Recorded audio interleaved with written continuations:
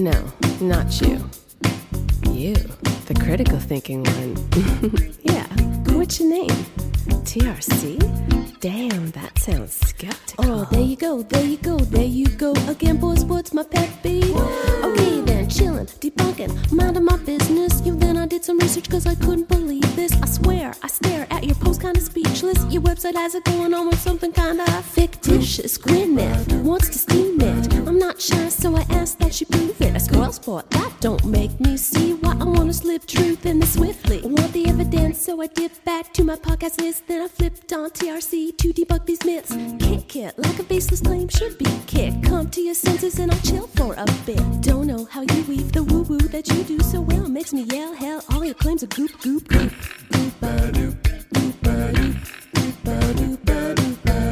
Welcome to The Reality Check, the Canadian show that explores a wide range of controversies and curiosities using science and critical thinking. I'm producer Pat, and today we bring you another mashup, where I've picked 3 segments from different shows and mashed them together. Cristina brings us a segment about V-steaming and Gwyneth Paltrow, and Adam talks to us about an Avril Lavigne conspiracy. But first, the Centrifuge Brain Project. I chose this particular segment because there's a bit of an update on it. Recently in my Facebook feed was a video that had gone viral to the tune of like 30 million views. It was of an amusement ride called the Gyro Drop, and it looked wild. That immediately got me thinking of Till Nowak. However, it doesn't appear that Till was involved. In fact, the Gyro Drop is a real amusement ride in South Korea at a park called Lot World. That said, the ride still seems to defy physics. A little digging, and we find out that while the ride is real, the video is not. Snopes speculates that Lot World themselves may be behind the video as an attempt at viral marketing, as their social media posts were some of the first times it was seen in the wild way back in mid-2009. I didn't reach out to Till this time, but Snopes did. He hasn't replied yet, and I'm not surprised. He's a busy guy working on movies like Thor Ragnarok and Guardians of the Galaxy and Wakanda Forever. And with that, I'll pass you on to some TRC history. I hope everyone out there is staying safe and healthy, and we will be back with a brand new show soon. Talk to you then. Okay, so this is another one of those my friend shared this on Facebook segments. This one was a rabbit hole. A high school friend of mine shared a video of an amusement park ride. I'll do my best to describe it, but you really sort of need to see the video. It looks like a ride commonly known as the Rolloplane or the Bullet, but it's much taller. It's 2 rotating arms mounted to a central support column. Picture a massive wind turbine with just 2 blades. At the end of each arm is an open seat that appears to have 4 riders strapped in with their legs dangling. Oh boy. As it rotates, the riders are fully upside down at the highest point, and that's already plenty to keep me off this ride. Me too. But what happens next in the video is that going into the top of the rotation, the riders are shot out at high speed on 2 additional arms coming out of the top of the first arm and are spun into 2 additional 360-degree rotations. Then those arms collapse back to the first arm as they head towards the bottom of the rotation. It really does look like the G-force would pretty much kill anyone on the ride, and it seems to defy physics. That said, it also kind of looks real with people walking around in front of the ride and music playing. It really does look like it was shot at an amusement park. So my friend who shared it was appropriately skeptical, saying, it looks like they sped up this video. Do you guys want to take a look at it? It's in the Dropbox. Sure. Okay, so you guys have all watched it, and I've cut out the expletives. But what do people think? I find something about the movement seems a bit unnatural, but I could be looking for artifacts where there are none. But something about just the way it spins just isn't totally... I was going to say the rotational motion made by it looks like the stringy bit at the top doesn't seem to quite correspond to what I understand to be physics, but I could be wrong. It whips around so fast, there's no way that anyone would sanction a ride like that. Forget physics, like just safety. I would be skeptical if I saw that video. All right, so I decided to get to the bottom of this because on Saturday when I was researching it, this video had over 100 million views. Wow. 1.7 million shares and 344,000 comments. Most were comments like, hey, Steve, would you try this? And Julie, let's do this ride. Facebook. The thing is, I couldn't find anything on it. no Snopes, no straight dope, pretty much nothing. I had 2 things to work from. The original post was by a guy named Alexander in Peru, who wrote, "Mi infarto viendo el video," which translates to, "I had a heart attack while watching this video." So he does not claim to be the one who originally shot the video. He just got it somewhere and happened to be the one who last posted it before it happened to go viral. Exactly. Not particularly helpful since he seems to think it's real. Yes. The second was a tiny watermark on the video in the bottom right corner. It was so small that I had to take a screenshot and blow it up to make it out. It read, "Telegram at Like Humor," the at being an @ sign. So what is that? It's not an email address. It's not a website. It's not a Twitter handle. Do any of you know what this means? Telegram at what? Telegram at Like Humor. No, I don't know. Boy. Neither do I, but I sense a really fun Pat deep dive investigative report coming up. So Telegram is a somewhat controversial instant messaging and voice over IP service. Controversial because of accusations that it is used for illegal activity.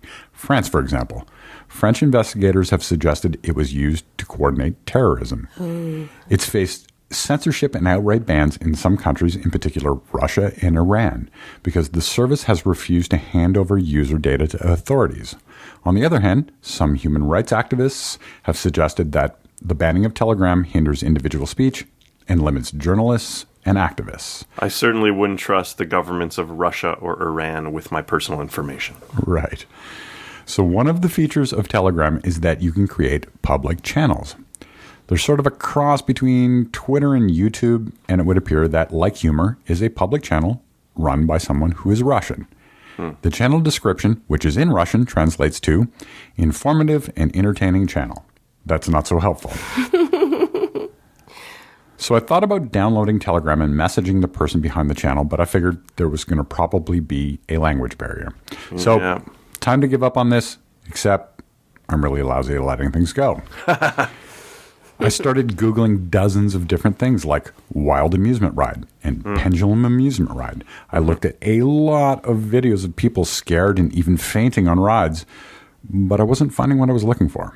And then I Googled insane amusement ride, and I got a hit titled Swing Machine Amusement Insanity. And the thumbnail for the video looked the same as the Facebook video. Swing Machine is German for, surprise, surprise, swinging machine. The video was posted to YouTube in 2013 and has 84,000 views. Still impressive, but certainly not 100 million. Yeah. That said, it is the same video. Awesome. And the video was posted by someone named Till Nowak. Other videos on his channel include the Spheroton, biggest amusement ride ever, and the Expander, crazy ride for kids, and Dandelion, insane amusement ride. He has several nearly impossible-looking amusement ride videos on his channel. So when I Googled Till Nowak, it turns out he isn't hard to find at all. In fact, his animation studio, Framebox, has a webpage. He also has a Wikipedia entry. Till Nowak is a German digital artist and visual artist, graphic designer, and filmmaker.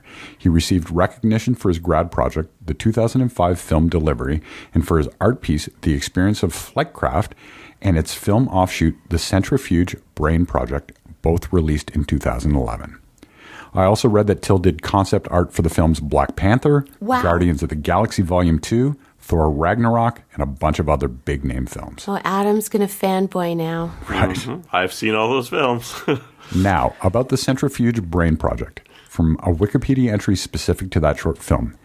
The Centrifuge Brain Project is a 2011 short mockumentary fantasy film written and directed by Till Nowak. The film incorporates computer-generated imagery to create 7 real-seeming fictional amusement park rides used in a faux documentary film about the construction of physics-defying rides intended for use in research efforts to improve human cognition function. Wow. So I watched this short film. It's only 6.5 minutes long, and it's actually a ton of fun. The whole thing is available on YouTube. I'll put a link in the show notes.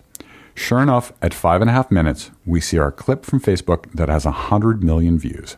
So case closed. But I wondered, Does Till Nowak have any idea that this clip from his film has gone so viral on Facebook? So I sent him an email, and we had a really nice exchange. Nice. I basically laid out that I was doing a segment about a viral video on Facebook, and that after a lot of digging, I was able to trace it back to him, and I wondered if he was aware. Here's part of his response. Thanks so much for your message. I am very happy to hear you followed the path of these anonymous uploads to its source.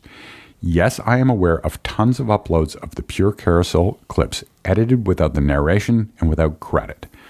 For many years, they keep popping up and have between 30 and 100 million views each time. Wow. The overall number of views must be in the many hundreds of millions.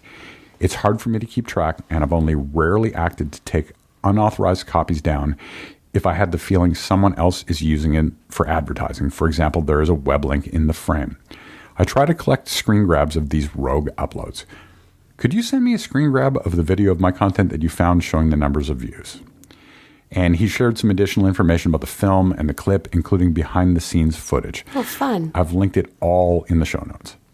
I, of course, sent him a screen capture and pointed out the watermark in this particular instance of the video, and I told him that I can only imagine what it's like to go uncredited for something with so much interest. Yeah. So there you have it. If you see this video in your feed, and hundreds of millions of people have, you can now confidently comment that it's computer-generated and from a nearly 10-year-old short film by Till Nowak called The Centrifuge Brain Project. Great job, Pat. Sir. Oh, yeah, that's awesome, Pat.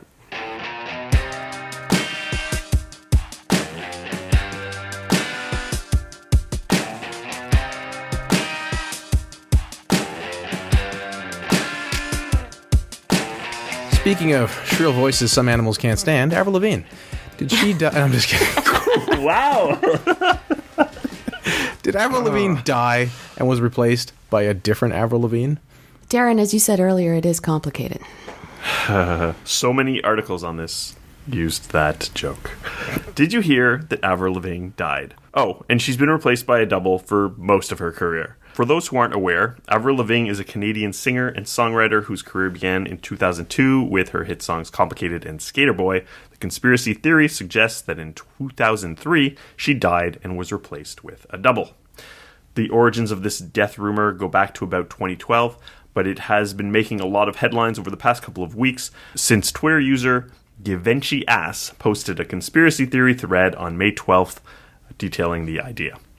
This user plainly states that this is a conspiracy theory and therefore, and I quote, literally just a theory, so it's not 100% fact. Thanks.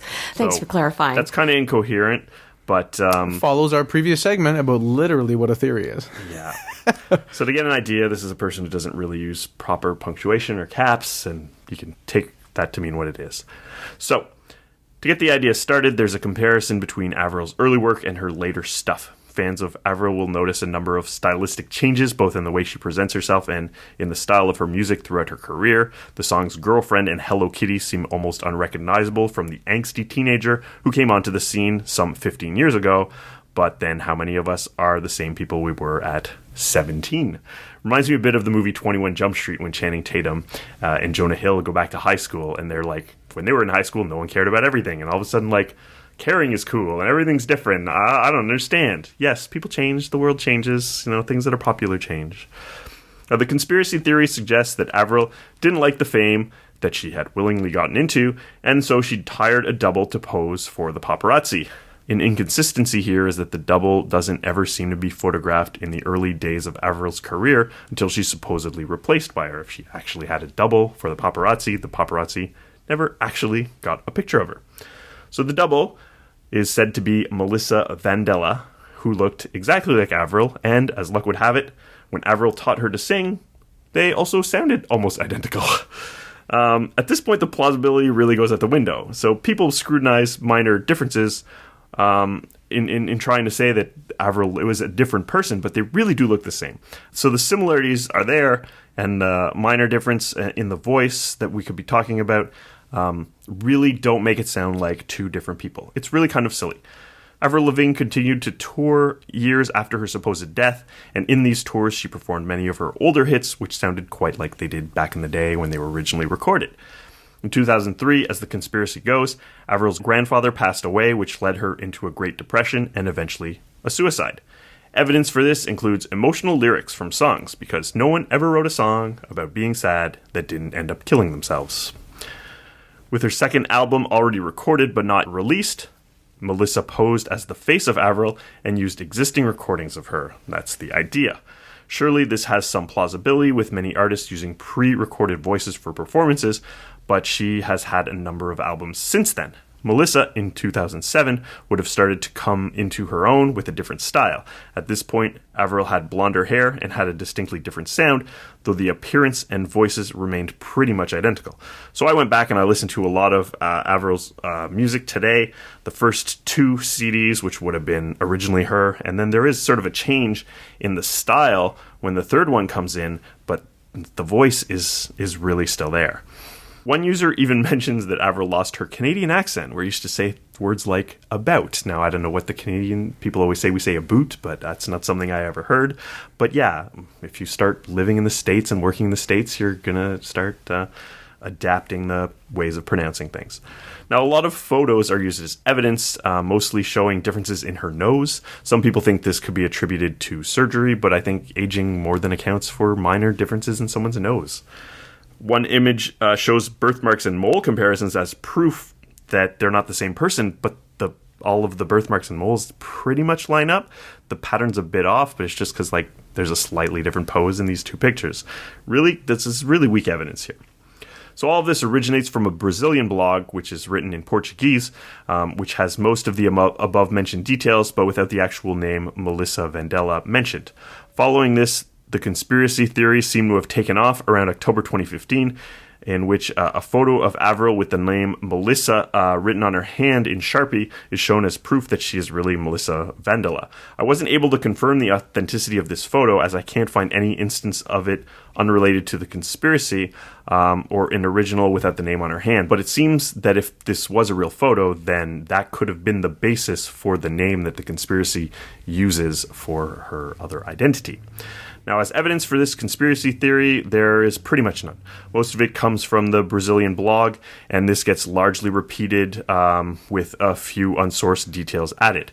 The evidence presented is all in the way of comparisons of various images and sounds that were really already available. The only measurable bit of evidence is a claim that Avril's height used to be mentioned to be 158 centimeters on her official website, and that is now mentioned to be 155 centimeters. Neither Canadians or Americans habitually use metric to measure height, even though we do use the metric system here in Canada. Most people generally talk about their height in feet and inches. I checked the Internet Archive, and Avril Lavigne's website didn't list her height in any time from 2002 to 2005. If this is true, the discrepancy may simply be a case of her being somewhere between 5'1" and 5'2", which rounds to 155 or 157.5 centimeters, respectively. Now, what evidence against this conspiracy theory do we have? Well, there's the general implausibility of someone looking and sounding so alike. If there was someone out there that looked exactly like Brad Pitt or George Clooney, they'd probably be in the papers, they'd probably make a career out of it. That Avril Lavigne could find someone that looks so much like her is very implausible. There's an idea that maybe there was some plastic surgery involved, but if anyone could just get plastic surgery to look like anyone in Hollywood, a lot of people would probably look a lot prettier. And there's the simple explanation that people change over time. Avril Lavigne was 17 years old when she started her career and she had a young-looking face. She's aged well, but at 32, no one but vampires and other such immortals look exactly like they did when they were teenagers. And also, she dyed her hair. Seriously, someone in the music industry dyed their hair. Imagine that. Yeah. The comparisons are usually between old photos from around 2002 and 2003 and newer ones, but if the double was in place from 2003 on, older photos from when she was promoting her second album should be used for comparison, but the supposed differences aren't there as late as 2004. She is consistently photographed throughout her career, and changes in her appearance are gradual and consistent with how normal humans age. People's musical styles develop quite a bit over their careers. In this case, we simply see a girl who started out as a bit of a skater who has transformed her musical interests throughout a 15-year career. I'll admit to thinking there was a big change in the type of music with Avril's third album, but this didn't prompt me to assume anything as elaborate as a double taking her place. Snopes tackled this issue and even found a statement by the author of the Brazilian blog stating that this was completely made up in order to see how much people would believe it, and that it is an exercise to teach people to be skeptical. Though this statement was not posted on the original blog, it was posted on the blog's Facebook page, which is currently linked from that blog.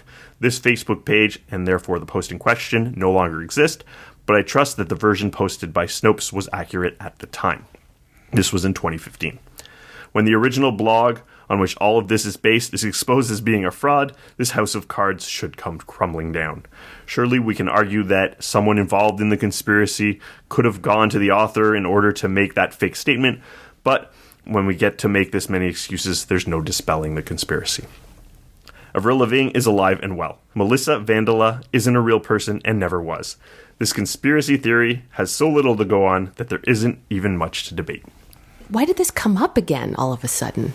Yeah, I mean, it'd been around in 2015, but I don't think it made huge waves. I think it was popular in Brazil, but because it was mostly Portuguese, I don't think it went around that much. Now, as someone who's worked in the Canadian music industry for over 20 years, I can guarantee you that she is alive and well. And one of the major reasons for her sound changing, like a lot of artists, is because she completely outgrew her audience. Yeah. So people who listened to her, who are 13, 14, 15, outgrew her. They didn't want to listen to her anymore. So as a result, artists, especially artists like Avril Lavigne and Sum 41, or bands that have a sound that really appeals to a certain demographic that's quite young, this is something that they face. They fill arenas, and then 4 or 5 years later, they don't fill arenas anymore. And they're faced with, if they want to stay relevant, how are they going to change their sound? And that was something that was consciously done with her so that she could sound more mature. Other bands evolve over time. You see this all the time. Like, this isn't the only time it's ever happened. People either change their music to adapt with their growing audience or find a new one, right?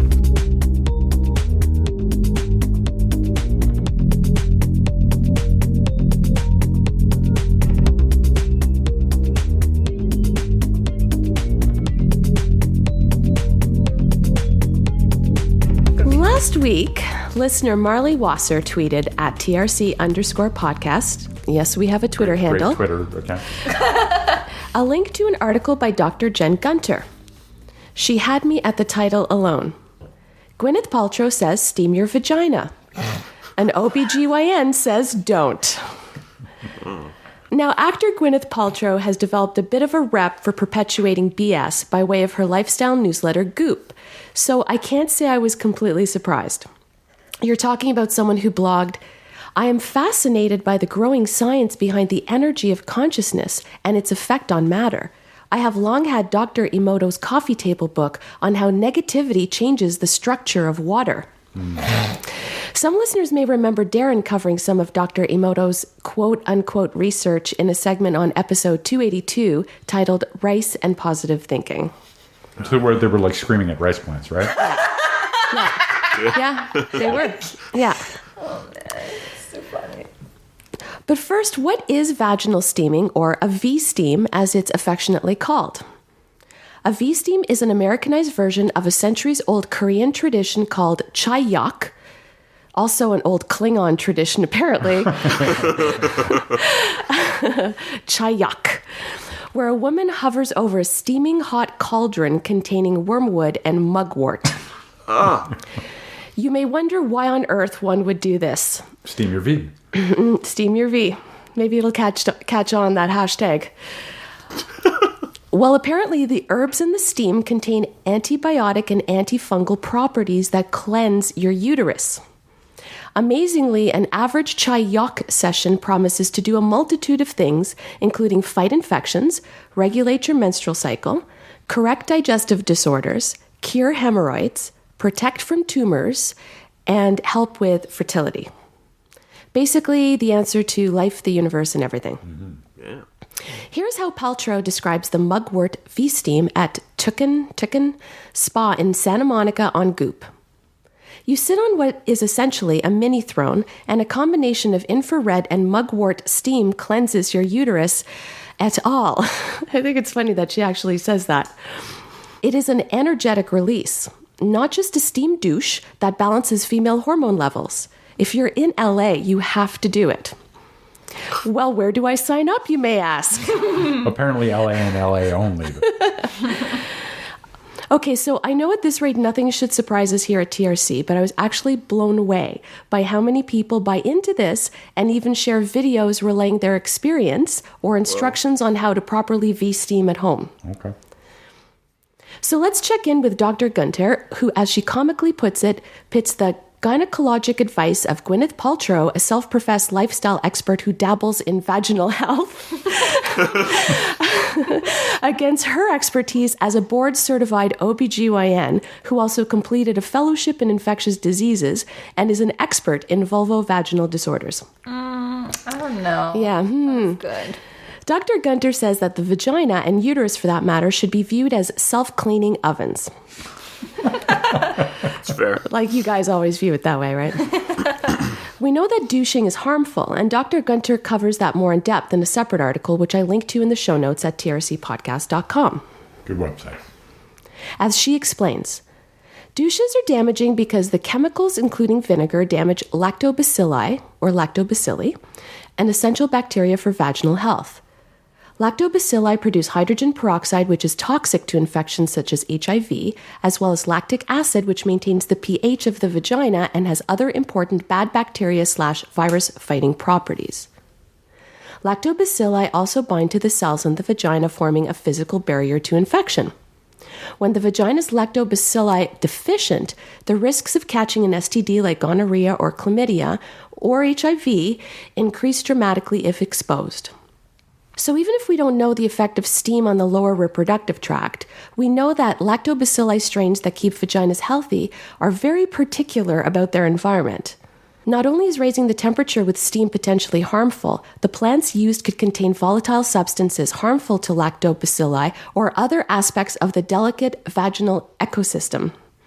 A friend of Gunter's who is an allergist even pointed out that mugwort is closely related to the ragweed plant, and mugwort pollen is also allergenic. The vagina is mucosa like the inside of a nose, meaning a mucous membrane or a lining of a part of the body that secretes mucus. So it's less than an ideal place for an allergic reaction. She goes on to suggest that Paltrow and other people who push V-steams need a little anatomy lesson. Steam is not getting from the vagina into the uterus unless you are using some kind of pressurized attachment, and you should definitely never, ever do that. Right.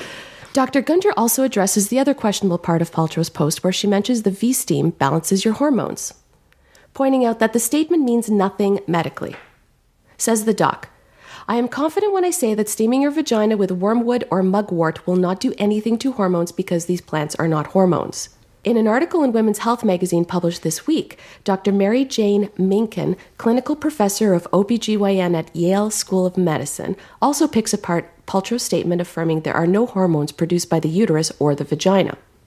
She says the hormone factory is in the ovaries, and there's no reason why steam would affect the hormones produced there.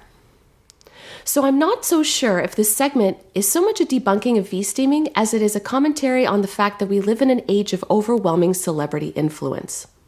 As polarizing as she is, the fact that Paltrow is a glamorous and famous actor is why some people cling to her every word. Coincidentally, Professor Timothy Caulfield, who is a Canada Research Chair in Health Law and Policy and Director of the Health Law Institute at the University of Alberta, just released a book with the most amazing title, Is Gwyneth Paltrow Wrong About Everything? According to the book description, with a skeptic's eye and a scientific lens, Caulfield identifies and debunks the messages and promises that flow from the celebrity realm, whether they are about health, diet, beauty, or what is supposed to make us happy. Caulfield is all about promoting evidence-informed advice, and I'm sure Paltrow's latest endorsement gave him a good chuckle. I, for one, promise to never offer acting tips to an Oscar-winning actor if they promise to stop doling out health advice about which body parts I should steam. Yeah. Well done. If you happen to be listening, Dr. Caulfield, we'd love to have you on the show. Speaking of this whole following celebrities' advice blindly, let's not forget that the measles outbreak right now is raging in the States, and I believe in Canada as well. There's 2 cases in Toronto now as well. Yeah, so thanks, Jenny McCarthy. For show notes or to discuss this episode, visit our Facebook page and website at trcpodcast.com. For general inquiries or to send a topic or parody suggestion, email info@trcpodcast.com. Help support the show by leaving a review on iTunes and liking us on Facebook. Follow us on Twitter at @TRC_podcast.